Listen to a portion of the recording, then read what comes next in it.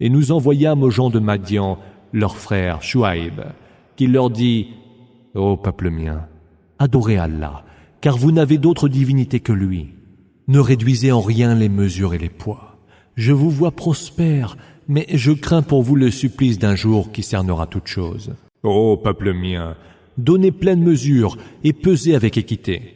Ne rognez pas frauduleusement sur la valeur des biens d'autrui, et n'allez pas de par la terre semer la corruption. Ce qui vous reste auprès d'Allah est bien meilleur pour vous, et je ne suis point votre gardien. Oh Chouaïb, dirent-ils, sont-ce donc tes prières qui te dictent de nous obliger à délaisser ce qu'adoraient nos pères, ou à ne plus faire de nos biens ce qu'il nous plaît? C'est pourtant toi, le tolérant, le raisonnable. Il répondit, ô peuple mien, avez-vous considéré si je m'appuie sur une preuve évidente de mon Seigneur, et qu'il me dispense le plus beau don de sa part? Je n'ai nullement l'intention de faire ce que moi-même je vous défends de faire. Je ne veux qu'améliorer les choses autant que je le peux. Et ma réussite ne dépend que d'Allah, à qui je m'en remets et auprès de qui je me repens. Ô peuple mien, puisse mon désaccord avec vous ne pas vous conduire au même sort subi par le peuple de Noé, le peuple de Houd ou le peuple de Saleh. Quant au peuple de Lot, il n'est point très loin de vous. Implorez le pardon de votre Seigneur, puis revenez à lui repentant, car mon Seigneur est tout miséricordieux et plein de dilection. Ils dirent, ô Chouaïb, nous ne comprenons pas grand-chose à ce que tu dis. Nous te voyons plutôt faible parmi nous, et n'eût été ton clan, nous t'aurions certainement lapidé. Et tu n'es pas assez fort pour nous résister. Il dit, ô peuple mien, mon clan est-il donc pour vous plus puissant qu'Allah, dont vous semblez faire peu de cas? Mon Seigneur cerne de sa science tout ce que vous faites. Ô peuple mien, agissez selon votre manière, j'agirai selon la mienne. Vous saurez bientôt sur qui s'abattra le supplice humiliant et qui aura débité des boniments. Et attendez, je serai là avec vous à attendre. Lorsque vint notre commandement, nous sauvâmes, par l'effet d'une grâce de notre part, Chouaïb et ceux qui avaient cru avec lui. Le cri assourdissant emporta les injustes, qui le lendemain gisaient inertes dans leur maison, comme s'ils n'y avaient jamais vécu prospères. Que périssent les Madians, comme ont péri les Thamoud. Et nous vous avons envoyé Moïse, muni de nos signes et d'une autorité évidente, à Pharaon et son assemblée de notables. Mais ils suivirent les ordres de Pharaon, lesquels ordres n'avaient rien de raisonnable. Il devancera son peuple au jour de la résurrection, et les conduira au feu, horribles les Gades que les Gades du feu. Ils seront suivis par une malédiction en ce bas monde et au jour de la résurrection. Horrible don qu'il leur sera donné. Telles sont les histoires qu'en partie nous te contons des cités dont certaines sont encore érigées, et d'autres abattues à ras de terre. Nous ne les avons point lésés. Ils se sont lésés eux-mêmes. Leurs divinités qu'ils invoquaient en dehors d'Allah ne leur furent d'aucun soutien lorsque fut arrivé le décret de ton Seigneur. Mais elles ne firent qu'ajouter à leur perdition. C'est ainsi que ton Seigneur s'empare des cités quand elles sont injustes. Il s'en empare alors par un châtiment douloureux et dur. Il y a là un signe pour quiconque craint le supplice de l'au-delà. Ce sera un jour où tous les hommes seront réunis, et ce sera un jour où tous seront présents. Nous ne le différons que pour un délai déterminé. Le jour où ce terme arrivera, nulle âme ne parlera sans sa permission. Les uns parmi eux seront misérables, et les autres heureux. Quant aux misérables d'entre eux, ils seront dans le feu où ils auront soupirs et sanglots. Là, ils séjourneront pour l'éternité, tant que dureront les cieux et la terre, à moins que ton Seigneur ne le veuille autrement. Car ton Seigneur fait certes ce qu'il veut. Les heureux, quant à eux, seront dans le paradis. Là, ils séjourneront pour l'éternité tant que dureront les cieux et la terre, à moins que ton Seigneur ne le veuille autrement. Mais ce sera un don ininterrompu. Ne sois donc pas dans le doute à propos de ce que ceux-là adorent. Ils n'adorent que comme faisaient déjà leurs pères. Nous leur attribuerons leur part, sans diminution aucune. Nous avons donné à Moïse le livre, qui fut la cause de controverse. Et sans un verdict antérieur de ton Seigneur, leur désaccord aurait été tranché. Ils sont, à son sujet, la Torah, dans un doute troublant. Ton Seigneur accordera à tous la rétribution qu'ils méritent pour leurs œuvres. Il est parfaitement informé de ce qu'ils font. Suis donc la voie droite, comme il t'a été ordonné, ainsi qu'à ceux qui sont revenus à Allah avec toi. Ne succombez pas aux abus, car il voit parfaitement ce que vous faites. Ne penchez pas pour les fauteurs d'injustice, ou le feu vous atteindra. Vous n'avez point d'allié en dehors d'Allah, et vous ne serez point secourus. Accomplis la salate, aux deux extrémités du jour et à certains moments de la nuit. Les bonnes œuvres effacent les mauvaises. Voilà un rappel pour ceux qui savent se rappeler. Et prends patience, car Allah ne laisse pas se perdre la récompense des bienfaiteurs. Si seulement il y avait eu, parmi les générations passées, des hommes suffisamment vertueux pour interdire la corruption sur terre. Mais il n'y en eut que très peu que nous sauvâmes. Cependant que les fauteurs d'injustice baignaient dans l'opulence et n'étaient rien de moins que des scélérats. Ton Seigneur n'aurait jamais fait périr injustement des cités dont les habitants voulaient améliorer les choses. Et si Allah l'avait voulu, il aurait fait des hommes une seule nation. Mais ils ne cessent de s'opposer les uns aux autres, excepté ceux auxquels ton Seigneur a accordé sa miséricorde. Voilà pourquoi il les a créés. Mais c'est ainsi que se sera accomplie cette parole de ton Seigneur. Je remplirai certainement la géhenne, à la fois de djinns et d'hommes. Tout ce que nous te relatons comme histoire, à propos des messagers, vise à affermir ton cœur. Dans cette sourate, t'est parvenue la vérité, de même qu'une exhortation et un rappel pour les croyants.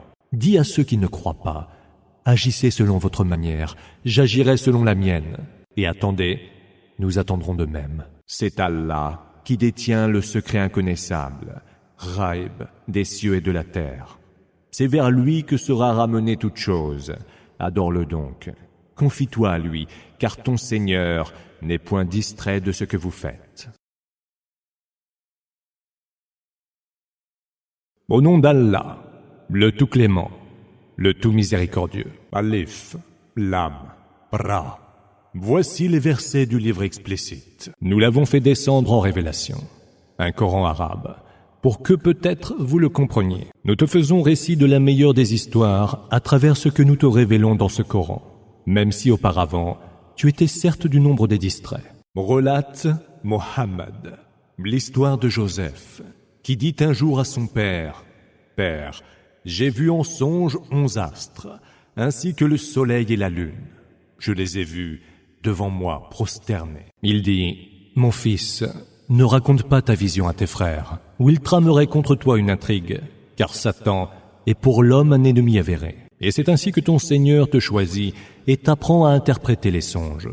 Il te comblera de sa pleine grâce, ainsi que la famille de Jacob, comme il l'a auparavant accordé, tout aussi pleine à tes ancêtres Abraham et Isaac. Ton Seigneur est omniscient et sage.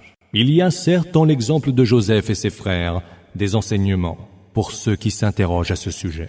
Les frères de Joseph dirent un jour, « Joseph et son frère sont plus aimés que nous de notre père, bien que nous soyons tout un groupe. Notre père est certes dans l'erreur la plus manifeste. Tuez donc Joseph, ou abandonnez-le dans quelque terre lointaine. C'est seulement ainsi que votre père sera désormais tout entier à vous. Après cela, vous serez des gens vertueux. Ne tuez pas Joseph, rétorqua l'un d'eux. Jetez-le plutôt au fond du puits, il y sera recueilli par des voyageurs, si vous êtes décidé à faire quelque chose. Père, dirent-ils, pourquoi ne pas nous confier Joseph? Nous ne voulons pourtant que son bien. Laisse-le venir avec nous demain. Il pourra gambader et jouer librement.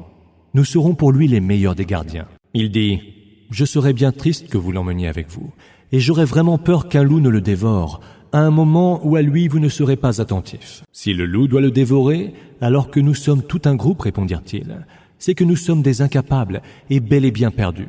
Lorsqu'ils furent partis avec lui, et qu'ils eurent décidé unanimement de le jeter au fond du puits, nous lui révélâmes à Joseph. Tu les informeras un jour de leur forfait sans qu'ils s'y attendent. Et le soir, tout en pleurs, ils vinrent trouver leur père. Père, nous sommes partis nous mesurer à la course, en laissant Joseph près de nos affaires. Le loup l'a alors dévoré. Tu ne nous croiras certainement pas, quoique nous disions la vérité. Ils lui montrèrent sa tunique prétendument tachée de son sang. Ce sont plutôt vos âmes, dit-il, qui vous ont conduit à commettre quelque chose de répréhensible. Je n'ai plus qu'à m'armer d'une digne patience. C'est auprès d'Allah que je chercherai assistance pour endurer ce que vous prétendez. » Une caravane passant par là envoya son pourvoyeur d'eau qui jeta son seau dans le puits et s'écria « Quelle chance! Il y a ici un garçon !» Ils le cachèrent pour le vendre comme une vulgaire marchandise. Mais Allah savait parfaitement ce qu'il faisait. Ils le vendirent à bas prix et pour quelques pièces d'argent, car il ne tenait pas tellement à le garder. Celui qui l'acheta en Égypte dit alors à sa femme « Sois généreuse en l'accueillant. Il nous sera peut-être utile ou nous pourrions l'adopter comme fils. » C'est ainsi que nous établîmes Joseph sur cette terre, afin de lui apprendre l'interprétation des songes. Allah triomphe toujours dans sa décision, mais la plupart des gens ne le savent pas. Lorsqu'il eut atteint l'âge mûr, nous lui donnâmes la sagesse et la science, et c'est ainsi que nous rétribuons les bienfaiteurs. Celle dans la maison de qui il se trouvait tenta de le séduire. Ayant d'abord fermé hermétiquement les portes, elle lui dit « Viens donc, je suis à toi. » Il répondit aussitôt « Allah m'en préserve, ton mari est mon maître, et il m'a fait bon accueil. » Les injustes ne réussissent pas. Elle le désira tant, et lui-même eût succombé à son désir s'il n'avait vu la preuve évidente de son Seigneur. C'était ainsi que nous voulions lui épargner de succomber au mal et à la dépravation, car il était l'un de nos serviteurs privilégiés. Chacun des deux s'élança pour rejoindre la porte avant l'autre. C'est alors qu'elle lui déchira sa tunique par derrière, et qu'ils se trouvèrent tous deux devant le mari sur le pas de la porte. Elle s'écria « Quelle sanction pour celui qui a voulu abuser de ta femme, sinon la prison ou quelque supplice douloureux ?» « C'est elle qui a essayé de me séduire, dit-il. » Un témoin de sa famille à elle témoigna « Si sa tunique est déchirée par devant, c'est elle qui a dit vrai, et c'est lui qui a menti. Et si sa tunique est déchirée par derrière, c'est elle qui a menti, et c'est lui qui a dit vrai. » Voyant que la tunique était déchirée par derrière, le mari dit « C'est bien l'une de vos ruses de femme. Monumentales sont vraiment vos ruses. » Joseph n'y songe plus. « Quant à toi, femme, implore le pardon pour ton péché, car tu es coupable. » Les femmes dans la ville se dirent « L'épouse d'Al-Aziz a tenté de séduire son esclave. Mais elle en était éperdument amoureuse, et nous trouvons qu'elle est dans l'erreur la plus évidente. » Lorsqu'elle eut entendu leurs propos malveillants, elle envoya les inviter pour une collation. Elle donna à chacune d'elles un couteau, et dit « Tu peux te montrer à elle, Joseph. » L'ayant vu, les femmes furent si éblouies par sa beauté qu'elles s'en coupèrent les mains en disant « Qu'à Allah ne plaise, ce n'est point là un mortel.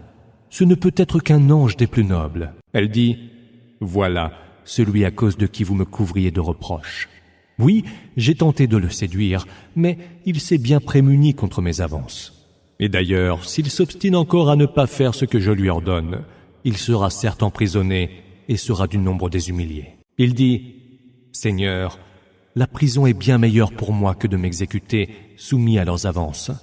Si tu ne m'épargnes pas leurs ruses, je céderai à mes penchants pour elles et je serai du nombre des ignorants. » Son Seigneur répondit donc à sa prière, en éloignant de lui leurs intrigues, car c'est lui qui entend tout et c'est lui l'omniscient. Puis, après que son innocence fut manifestement prouvée, il leur sembla bon de l'emprisonner pour quelque temps. 2 autres jeunes gens entrèrent avec lui en prison.